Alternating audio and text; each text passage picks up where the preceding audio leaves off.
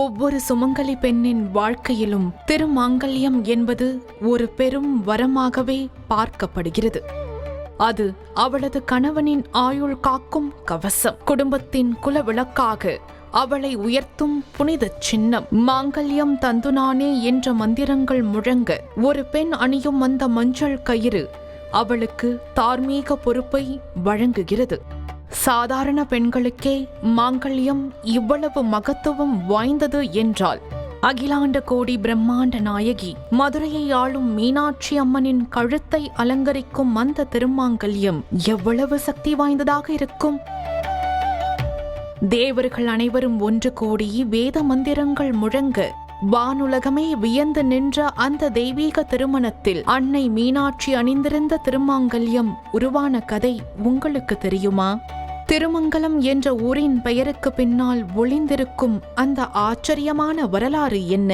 அம்பிகையின் திருமாங்கல்ய தரிசனம் ஒரு பெண்ணின் வாழ்வில் என்னென்ன மாற்றங்களை நிகழ்த்தும்? அந்த தெய்வீக தாலியின் பெருமைகளையும் அதனை தரிசிப்பதால் கிட்டும் அளப்பரிய பலன்களையும் இந்த பதிவில் ஆழமாக காண்போம். வாருங்கள். திருமங்கலத்திற்கும் அம்பிகையின் திருமாங்கல்யத்திற்கும் உள்ள தொடர்பு என்னவென்று தெரியுமா?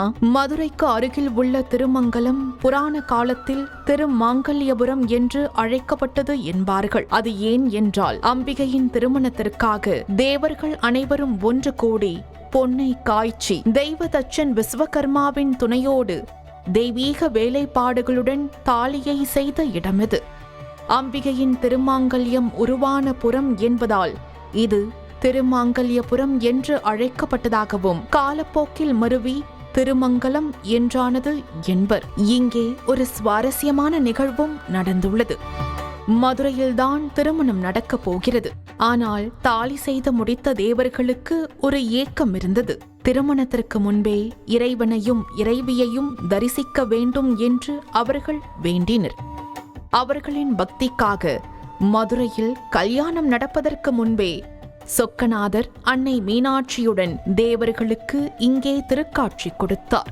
இதை குறிக்கும் விதமாக இன்றும் திருமங்கலத்தில் அருள்மிகு மீனாட்சி சொக்கநாதர் கோயில் கம்பீரமாக வீற்றிருக்கிறது.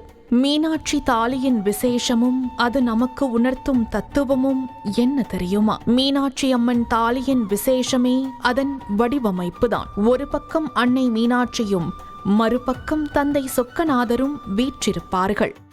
இது எதை குறிக்கிறது என்றால் அர்த்தநாரீஸ்வர தத்துவம்.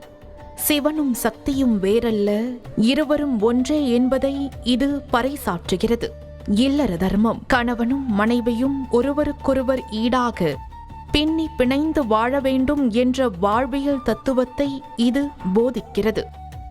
மங்கள பாதுகாப்பு, ஒரு பக்கம் அறிவை குறிக்கும் சிவனும் மறுபக்கம் ஆற்றலை குறிக்கும் சக்தியும் இருப்பதால் மங்கள வாழ்வு எக்காலத்திலும் குறையாது என்பது நம்பிக்கை. மேலும் இத்தகைய வடிவம் கொண்ட தாலியை அணியும் பெண்கள் மீனாட்சி அம்மனை போலவே கணவனுக்கு உகந்தவளாகவும் வீரமும் ஞானமும் செறிந்தவளாகவும் திகழ்வாள் என்பது மக்களின் நம்பிக்கையாக உள்ளது.